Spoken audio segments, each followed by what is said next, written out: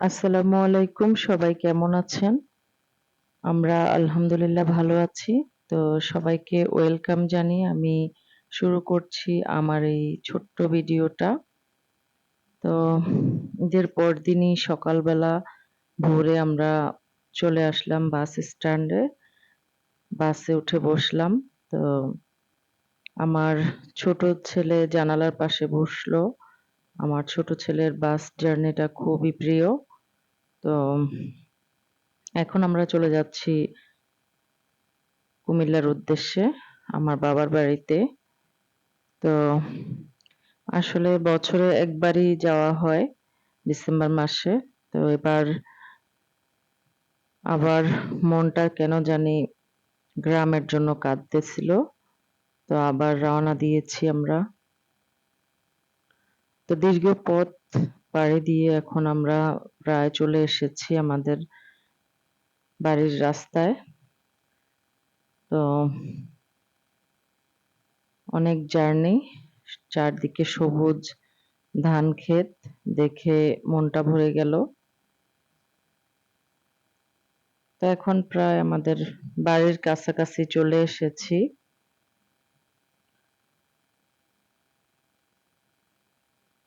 তো অবশেষে আমাদের বাড়িতে চলে আসলাম।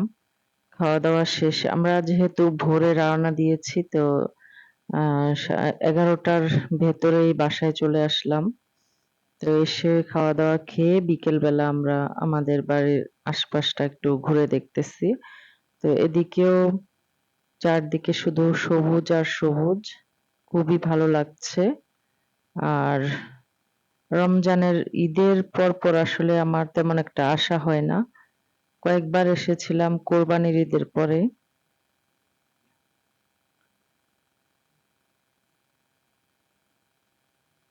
তো চারদিকটা আসলেই খুবই সুন্দর।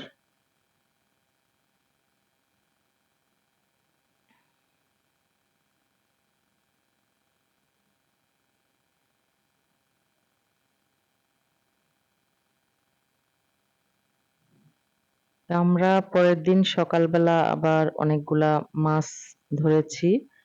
এগুলা আমাদের পুকুরের মাছ।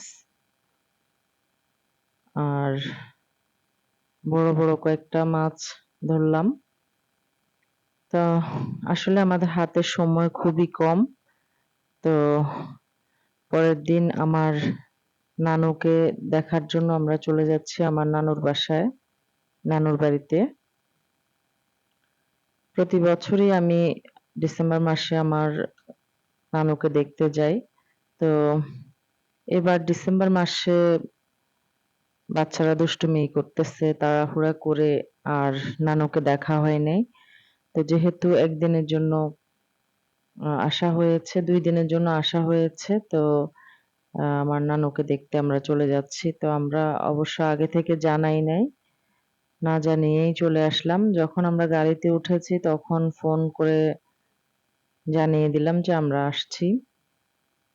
তো যেহেতু এখন ঈদের সময় সবাই সবার বাড়িতে বেড়াতে যায়। তো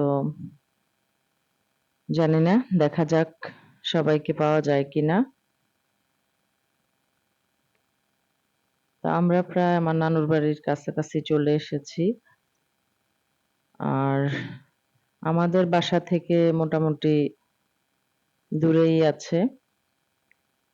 আমরা একটা অটো নিয়েছি। তো এখানকার অটোগুলাতে চড়তে খুবই ভালো লাগে। তো আমরা বাড়ির ভিতরে চলে এসেছি। একদম ঘরের সামনে। এই হলো আমার নানার বাড়ি। এটা হচ্ছে আমার ছোট মামার ঘর। এই যে সামনের যে ঘরটা।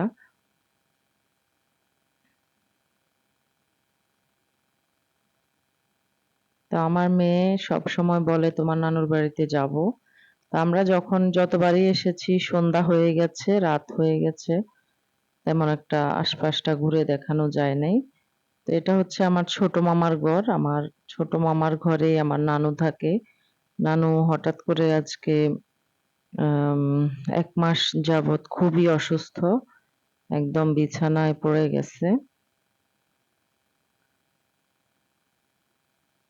তো আমরা সবাই নানুকে দেখে এখন বাহিরে চলে আসলাম। আর ছোট মামার ঘরের পাশেই কিন্তু আমার মেজো মামার ঘর। তো আমার মেজো মামারা মামি সহ ইতালিতে থাকে, সেজন্য বাসায় একদম তালা দেওয়া। তো এদিকে আমরা আশেপাশে ঘুরে দেখছিলাম। আর এদিকটাতে আসলে অনেক দিন আসা হয় না, আপনাদের ভাইয়াকেও নিয়ে আসলাম দেখার জন্য। এটা হচ্ছে আমার নানুদের পুকুর। আর আশেপাশে প্রচুর পরিমাণ ফল গাছ, এগুলা সব আমার নানা লাগিয়েছেন। তো আমার নানাও মারা গেছে, অনেক বছর হয়েছে। তো মেজো মামাদের সাইডে একটা ঘাট করা হয়েছে। আর ঘাটের পাশেই অনেকগুলা কাঁঠাল গাছ, সবগুলাতেই কাঁঠাল হয়েছে অনেক। তো ওই সাইডটা আমার ছোট মামার, মামার সাইডেও একটা ঘাট বানানো হয়েছে। তো আমরা দেখতেছিলাম কোনো কাঁঠাল পাকছে কিনা।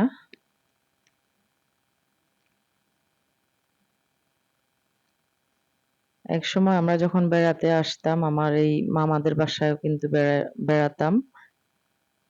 আর এখন তো আমার মামি দেশের বাইরে চলে গেছে।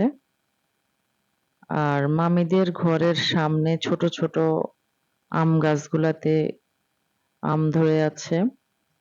অনেক ফলমূল, কিন্তু খাওয়ার মতো একেবারেই মানুষ নাই। এগুলা সব আমার ছোট মামা দেখাশোনা করে। মামাও বাহিরে ছিল। তো বাড়িতে যেহেতু কোনো পুরুষ মানুষ নাই, সেজন্য মামা একেবারেই চলে এসেছে। তো মামা ড্রাইভ করে। এখানেও মামার গাড়ি আছে। মাঝে মাঝে কোনো ঢাকায় কোনো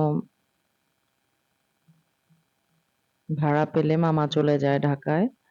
তো এই সাইডটা হচ্ছে আমার ছোট মামার সাইড। এখানেও একটা ঘাট করছে মামা। আর এখানে পেছনে অনেক গাছপালা, সুপারি গাছ। এই সুপারি গাছ, এই ফল গাছগুলা সব আমার নানা লাগাইছে। তো এই সাইডে অনেক জায়গা, আমরা চলে আসলাম এখানে। আর এই সাইডে আমার বড় মামাকে দেওয়া হয়েছে, মামা কোনো ঘর বানায় নাই। আর এই সাইডটা হচ্ছে আমার সেজো মামার, মামার সাইডেও একটা ঘাট করা হয়েছে। আর এটা হচ্ছে আরেকটা পুকুর। তো আমার মামি বাবার বাড়িতে বেড়াতে চলে গেছে। তা আমরা যখনই আসতাম আমার এই মামার ঘরেই প্রথমে উঠতাম, কারণ আমার নানু এই ঘরটাতেই থাকে। তো মামি যখন বেড়াতে চলে যায়, নানুকে ছোট মামার ঘরে দিয়ে যায়। তো মামারা অনেক সুন্দর সুন্দর ঘর করছে গ্রামে, একদম একদম ডুপ্লেক্স করে। তো সব ঘোরাঘুরি শেষে এখন আমরা চলে যাচ্ছি আমাদের বাসায়। তো এই হলো আমার নানুর বাড়ি। আজকের মতো এখানেই বিদায়।